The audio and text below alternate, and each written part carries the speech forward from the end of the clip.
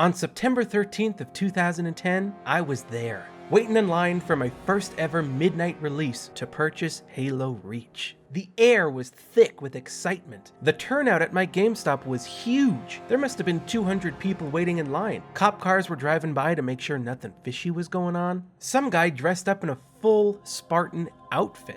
And this right here is the actual picture that I took of him that night. I didn't expect to see a full-on Spartan suit here in Reno, so I was impressed. On the flip side of that, there was also some chubby 12-year-old kid who was bragging to strangers in line about how his parents said he could stay home from school the next day to play Halo, and I kid you not, 10 minutes before midnight, his parents rolled up next to the GameStop. They rolled down their window and you hear his mom shout out, "Billy, get in the car!" And that little tubbo just started wailing his greasy little guts out. He made one hell of a scene, and I know what you're thinking. That kid was me. I, on the other hand, was way cooler than that little dope, since I actually got the game. I remember tearing the shrink wrap off the case in my car at a stoplight, so that when I got home I could just pop the game straight into my Xbox with no time wasted. And man oh man, when I did, Halo Reach didn't leave my console. And that first night, I played for hours. I busted through the campaign, and by that point the sun was coming up, but I had no time to sleep. I had to try out the multiplayer. I must have played a solid 10 hours without doing anything else. I was so engrossed into the game that when it was time for me to look away from the screen, I instinctively moved the right thumbstick in order to control my real-life vision. It's sad, but it's a true story. Playing for that long is so bad for you in so many ways, so be better than me, kids. But what I'm trying to get at is, I played this game to death. I must have put over 1,000 hours into it at the time, maybe even more. I loved this game. But with that being said, after the honeymoon phase wore off and all the dust had settled, something about this game started to make me feel somewhat disappointed. There were several decisions that Bungie made with this game that I think really hurt it at the time. And as the years have gone by, I mostly remember Halo Reach as the one that after a bit kinda put a bad taste in my mouth. Because I remember thinking that the story was one of Bungie's weakest. You know, before Destiny hit the shelves. And some of the multiplayer mechanics like armor lock were, for lack of a better word, blasphemous. I guess things with the name lock in it just don't fit very well into the Halo universe. Anyway, getting back on track, with Halo Reach coming to the PC and returning to the MCC sometime in the near future, I thought that this would be the perfect time to revisit Bungie's swansong, and see if I still have reason to believe that Reach was a bit disappointing by tackling a few questions. Like, how does Reach stack up by today's standards? Was there more to the story, and more importantly, the characters, than I initially thought? And finally, armor lock couldn't have been that bad, right? I'm your favorite little boy in the whole wide world, Ren with 2 N's, and let's just jump into the video.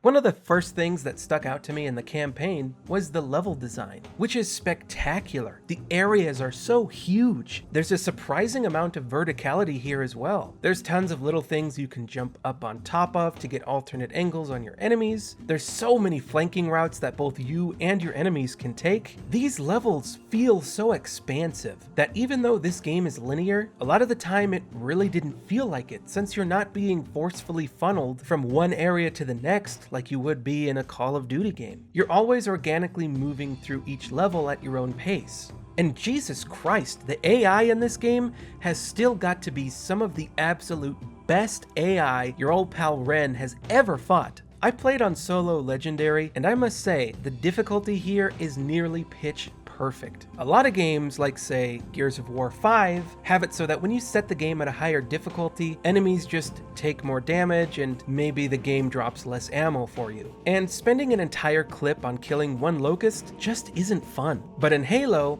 the harder the difficulty you select, the Covenant do more damage, and they do have more health, but not a whole lot more health. They also have faster projectiles, which makes dodging them feel more satisfying, and, among other things, the harder difficulty also makes the enemy AI smarter. And the intelligent AI makes for some incredibly diverse and engaging gunfights. Okay, that guy's flanking back there, gotta hit. No, that missed. I'm gonna go to the back of the building here, pop this for cover. Oh no, he's pushing me. Can't go around back anymore, gotta improvise. Boom, that worked out. Get arrested. Oh my god, okay, I have one shot left in my plasma pistol. Boom, landed it. Headshot, thank god. Whew. I found myself using tactics against the elites that I would use in PvP, like tossing a grenade on the ground to zone the elite out so that he wouldn't push me so that I could have time to heal. These elites are smart and they will stop at nothing to kill you. They will flank you. They will rush you when you're not expecting it. Whoa! And they will hop into a goddamn warthog turret if they have to. The thoughtful tactics of the elites makes the elites feel intimidating, and even the grunts can pose a genuine threat to you if you're not careful. This exceptional AI makes eliminating an entire squad, or even just killing one elite, feel so satisfying. And you know, I've always felt that Halo games up to this point have had great AI, but this right here is Bungie at their A game. AI game. This is really something to behold. At one point, I saw an elite run away because it knew it was outnumbered by me and George. So it used the surrounding grunts and jackals as bait in order to recover. Even the grunts have their moments. Like this little guy was piloting a ghost. So I tried baiting him into following me so that my gunner would put some damage in, but he didn't fall for it. Instead, the sneaky little runt sat still to stay off of my radar and hid behind this rock to try and trick me. And it worked. Now I'll stop right there because I could go on and on about so many enemy encounters that caught me off guard. They happen constantly. I can't explain to you just how amazing the AI here is. I was constantly getting surprised by them. I was always on my toes, and as a result, I was constantly engaged. But throughout the game, the AI is not all perfect, because the brutes are pretty stupid. And while that's very befitting of their species, they really aren't very fun to fight. A lot of times I would just tag them from a distance with the DMR, knock off their helmet, and finish them off with a headshot.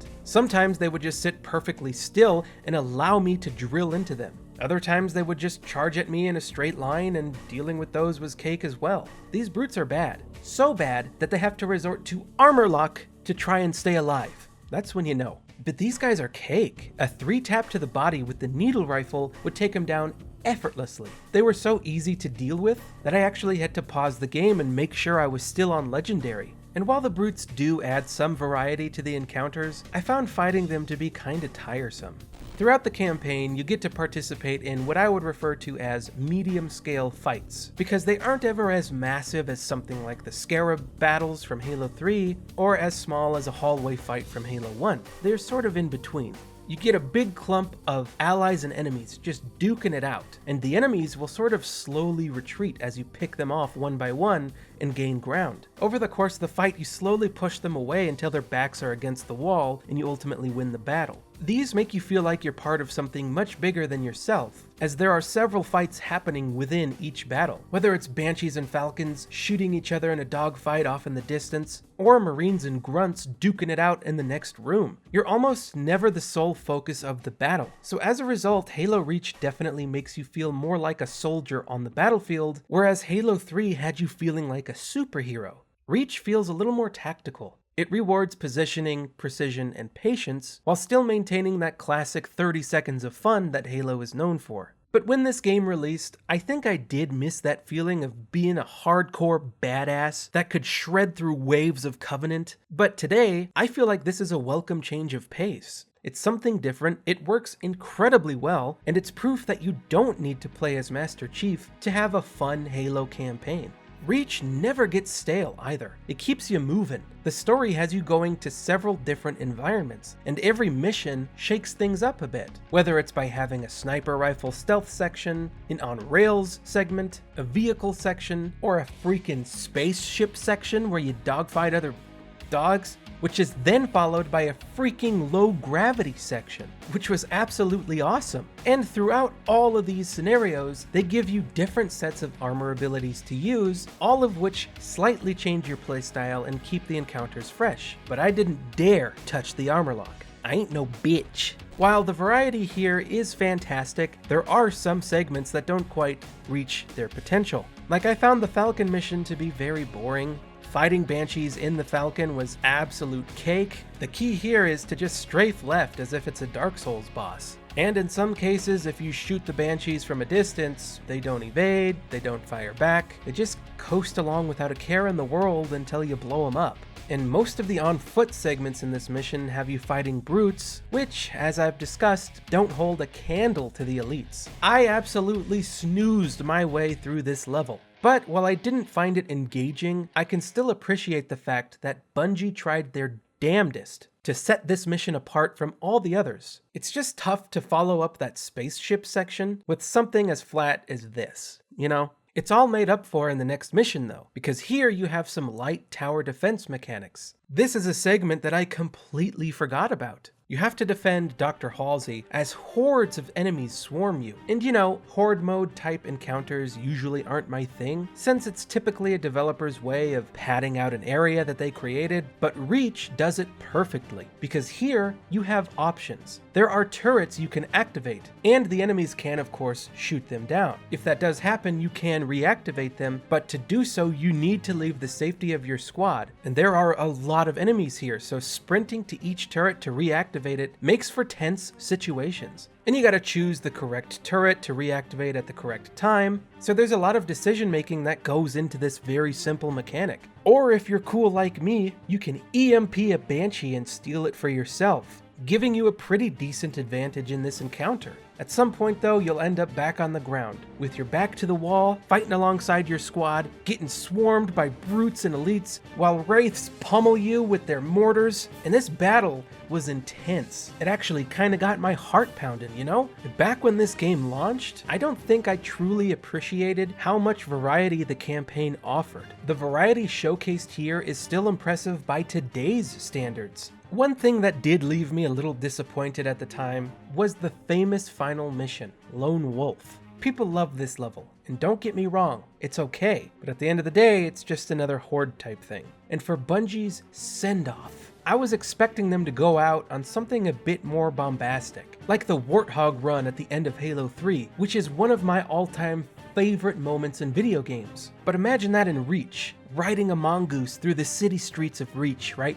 Frantically trying to escape from the Covenant cruiser as it's glassing the surface of the planet. People are running through the streets, cars are flipping around, buildings are collapsing, but you gotta survive through it because you gotta give Captain Keyes Cortana. I really wanted to go out on a higher note than this, because this is just kind of bitter and left me saying, okay, that's it, when it was all said and done. But from a gameplay standpoint, Halo Reach hits all the right beats perfectly to create an experience that is worthy of the Halo name. But first and foremost is still an absolute blast to play even to this very day. I genuinely didn't want to put the controller down. I was having such a nice time. It's practically perfect from a difficulty standpoint, and the level design remains consistent throughout the entire game. However, in today's day and age, this entire campaign has aged like a fine wine, because it's even better today than it was when the game launched. Looking back, it seems like Bungie took some risks and got a little experimental with this game. It pushed our expectations of what a Halo game could be. And back in 2010, to be honest, I really wasn't very receptive to those changes,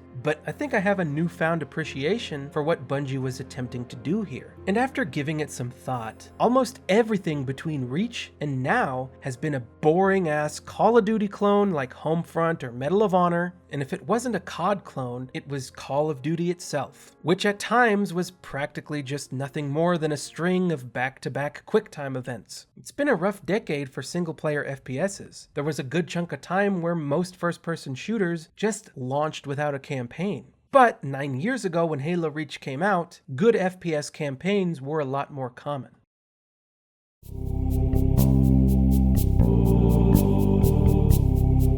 So as a general rule, I think we can all agree that prequels suck, with very, very few exceptions. But going into Halo Reach, we all knew that the planet was gonna get destroyed by the end of it, and that all of Noble Team would be killed. Before we even played the game, we already knew the outcome. So, as an audience member, there's already a degree of separation there. There isn't much that the story can surprise us with. The only way to really make this story work and get people invested in it would be to make you care about the characters. And while it does try to make you care, none of it works. I get the impression that the writers wanted you to feel like this group had a history together, but all of those attempts just fall flat. Like George and Emil don't like each other, I guess? But that never goes anywhere. They never have a disagreement that changes the plot or anything like that. They just kinda don't see eye to eye for a couple throwaway lines of dialogue, and that's it. Big man forgets what he is sometimes.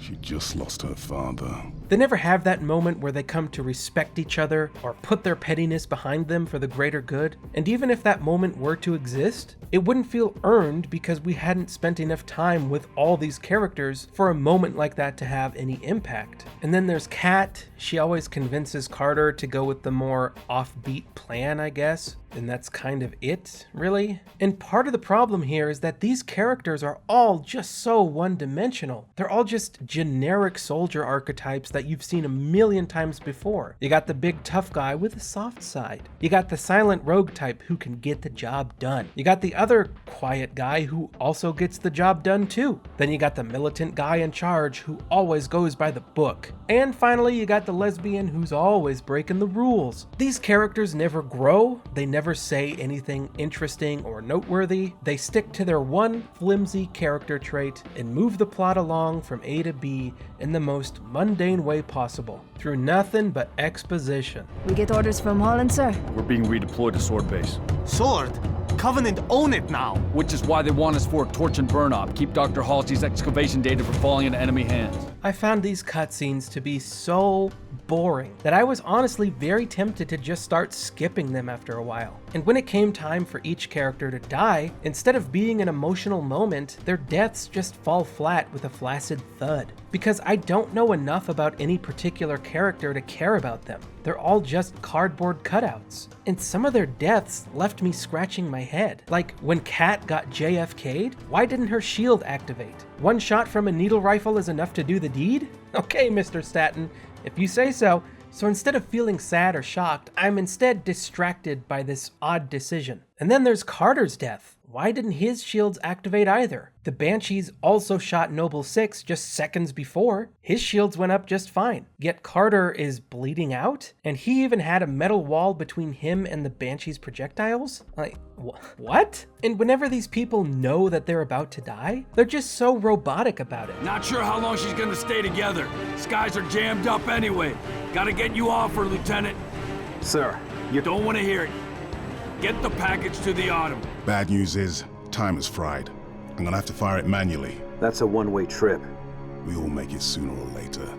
Now I get being a tough, badass soldier and all that, but at least give us an ounce of humanity. Show me just a little bit of shakiness in their decision to sacrifice themselves. Give me just a little something to latch onto, because it genuinely doesn't seem like they care that they're about to die. There's even some relatively upbeat music playing as Carter is bleeding out and telling you he's gonna sacrifice himself. Emil, go with him. It's a ground game now. It's been an honor, sir. Likewise. I'll do what I can to draw their fire. 6. That AI chose you. She made the right choice. The only death that was somewhat well done was George's. He sacrifices himself in order to destroy a Covenant cruiser, but it was all for nothing, because seconds later, several more cruisers warp into the atmosphere. And this death could have been so tragic and impactful if any effort was made to develop his character. We know next to nothing about George, or anyone else for that matter. We don't know their strengths, their flaws, their quirks, nothing. None of them were charming, funny, interesting, or fun to watch. And if they were, none of these characters have enough screen time to really let those traits shine. Maybe they're more interesting in the books, but here in the game, they're duds. I really got the impression that the writers just didn't care about any of these characters or the story itself. And if they don't care, why should I? Because on top of everything else, the dialogue isn't always the best. That thing's crushing us and we're waiting for backup. They'll be backing up a graveyard. All our nukes are either out system or went down with the ships that carried them. You're preaching to the converted. She needs a full psychiatric workup. She's not the only one. Lock it down, both of you. And every now and again, little details will just be off. Whether it's sound effects not playing while characters move. Lieutenant, Commander, sir. I'm Carter, Noble Team's leader. That's Kat, Noble 2, Emil and George 4 and 5. Maybe sometimes the music is just a bit too loud to the point where it starts to drown out dialogue. First glassing? Me too. Sometimes June tries to do his very best Forrest Whitaker impersonation, or things like this part here, where Noble 6 jumps out of the back of the Pelican, but upon hitting the ground, he somehow managed to get in front of the Pelican to watch it fly over him. Now these are all pretty much nitpicks, I get it, but when these nitpicks happen often, it makes for an incredibly distracting and immersion-breaking experience. Overall, the cutscenes feel very unpolished, the characters are depthless, and the story itself is just so generic. And that wouldn't be so bad if this weren't Halo, a franchise that at the time was known for its strong storytelling. Sergeant Johnson was so much fun to watch. Guilty Spark was a wacky little goofball. Master Chief and the Arbiter had a very interesting back and forth, and had a real reason to dislike one another. Their little professional nod towards each other at the end of Halo 3 had more emotional impact than anything in Halo Reach. This franchise was always packed with likable characters and memorable dialogue. People love quoting Halos 1 through 3, but almost nobody quotes Reach, because there's not really anything worthy of quoting. It's all just so bland. The initial impression I had about this story 9 years ago hasn't changed one bit. Right now, at this exact moment in development, Armor Lock's insane. It's super powerful. I love it. So it's no surprise that 9 years later, Halo Reach's population is about as active as a Toby Turner video. But for this review, I wanted to play the multiplayer. So I organized a little get together with some fans to play some multiplayer and get the full experience. Since when Reach launches on the MCC, for better or worse, it's gonna feel a little bit different than it does right now. For most of us in the party, this was probably one of the last times we'd get to play the multiplayer in its original glory. And needless to say, we had a blast. Help! Ill control. Killjoy. We played just about every classic playlist and a few custom games for good measure. And after playing with everybody for about 3 hours, all these years later, I finally figured out what it was about this game that just never sat right with me over all these years. And that final piece of the puzzle is just that Reach is far too casual. I wish I could have had a better understanding of this 9 years ago. And don't get me wrong, there is a time and place for casual multiplayer, but it seems like almost every new feature or mechanic Bungie implemented into this game was put in to reduce the skill gap. But I mean, think about it. Every precision weapon had Bloom, one of the worst features to ever appear in an FPS game, and because of Bloom, every DMR battle came down to a potential roll of the dice. Then you had Sprint and Evade, which made poor positioning less punishing. Then there was the Camo ability, which allowed players to get that very pivotal first shot in an engagement. And of course there were jetpacks, which were fine. I felt like they were more of a detriment to the user than anything else though. You gotta use it sparingly since it can just leave you out in the open with no cover. And then there was Armor Lock. Oh, come on, what a coward! I hope you hear me, coward! I hate Armor Lock. It was the bane of my existence for 2 years straight. It was a get out of jail card for terrible players. It was no fun to fight against, and would oftentimes just slow down the pacing of the gunfights, because most people would just use it to delay the inevitable. Look here, I'm winning this fight, like I always do, and this punk just puts his fist into the ground for some undeserved immunity? Armor Lock also put a huge damper on vehicle usage, since if some guy was about to get splattered by a ghost, all he had to do was hold down the X button, and now all of a sudden I'm getting punished for trying to run over some guy that's out in the open? Come on. I was also sorely disappointed at how weak the vehicles felt compared to Halo 3. I've talked about this before, but in Halo 3, vehicles don't blow up, so long as the driver of that vehicle is alive.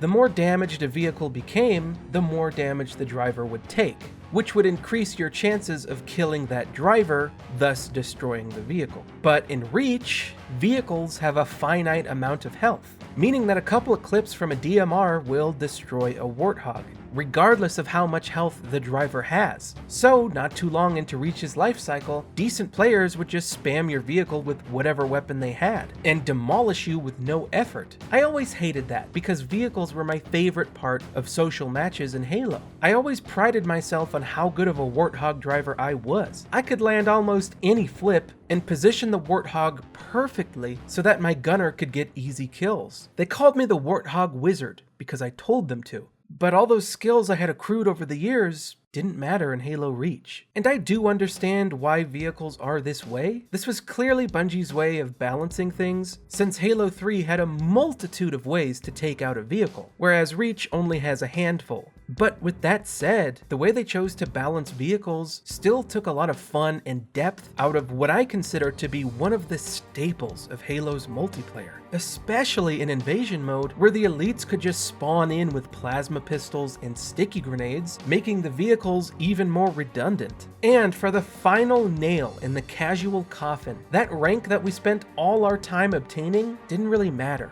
At first though, I thought it did. I enjoyed chasing those ranks and leveling up and earning credits and buying more armor. But then something happened. I vividly remember playing against a guy on the other team who had reached the max rank in this game, the Inheritor rank. That means he must have played this game for thousands of hours. He is the only Inheritor I have any memory of bumping into. So of course I had to check his stats, and I remember it clear as day. He had over 100,000 kills in multiplayer. That's a lot. But he also had 200,000 deaths. The man was walking proof that whatever rank you have isn't reflective of your skill as a player, only the amount of time you've put into the game. And with that experience in mind, I didn't see much incentive to keep grinding my level, because it didn't matter. I never understood why they removed the ranking system from Reach. Halo 3 had it down pat, it was perfect. The instant you looked at a player, you knew what they'd accomplished. But in Halo Reach, there was nothing meaningful to work toward. At least nothing for a hardcore player like myself to latch onto and aspire to.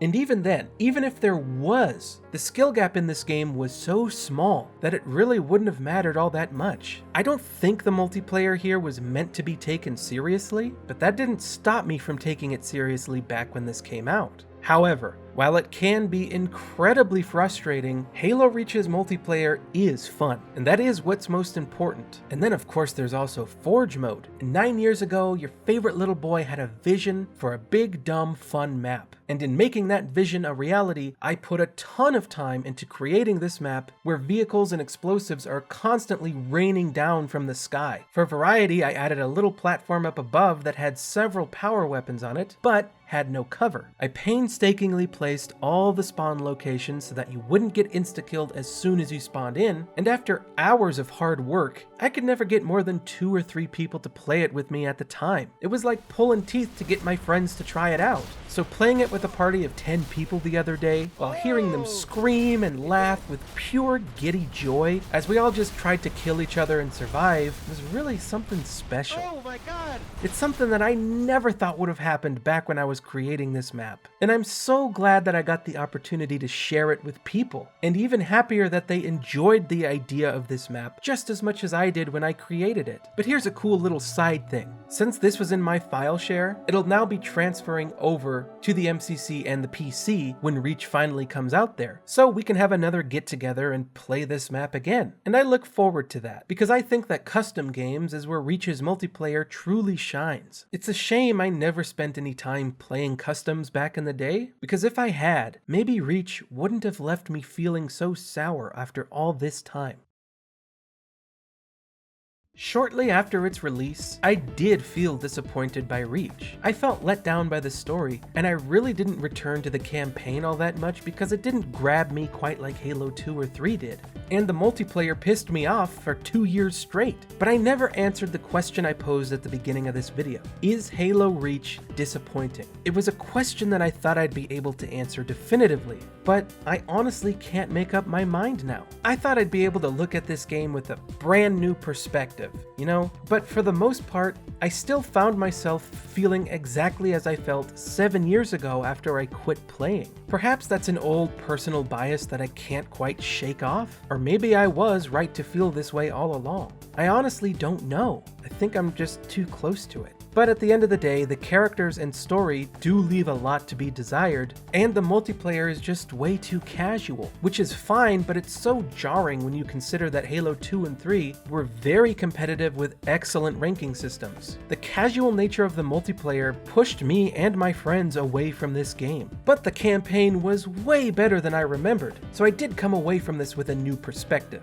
But despite all its shortcomings, Reach is still a fantastic Halo game, one that will always hold a special place in my heart. It's a superb experience that kept me coming back to it for 2 solid years. And this game has aged very well. I think that it's better today than it was the day it launched. And seeing where the franchise has gone in the past 9 years makes Halo Reach seem so much better by comparison. In a lot of ways, you can see where Reach paved the way for Destiny. I really wanted to make sure that players were able to invest themselves in the Spartans that they create, and then be able to carry that Spartan back and forth between campaign and multiplayer seamlessly without them feeling like it's 2 different experiences. And with Reach, Bungie accomplished a near impossible feat and shifted our expectations of what a Halo game could be. They changed so much, but still kept the gameplay true to what makes Halo Halo. I feel like what Bungie did with this game was lay out the foundation for another studio to build off of,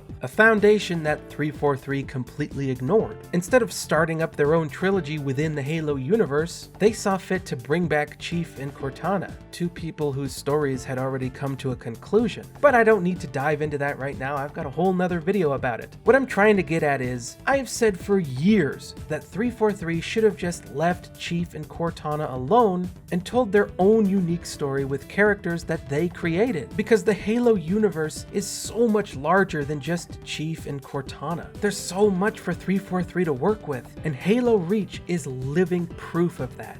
But that's all I've got for this video. If you enjoyed it, a positive rating is always helpful. Make sure to subscribe because I'm getting close to that 50,000 subscriber threshold. And you know, I gotta give my dad something to be proud of. And you know what? Maybe consider becoming a Patreon to become one of my favorite little boys. Each month I get a little bit closer to my first goal, which will have me doing monthly drunken reactions, which is guaranteed to be a great time. Anyway, thank you so much for watching, and I'll see you guys next time. Bye-bye. Live from YouTube.com's Creator Studio. Ladies and gentlemen, you're watching Google's one and only Ren's Review.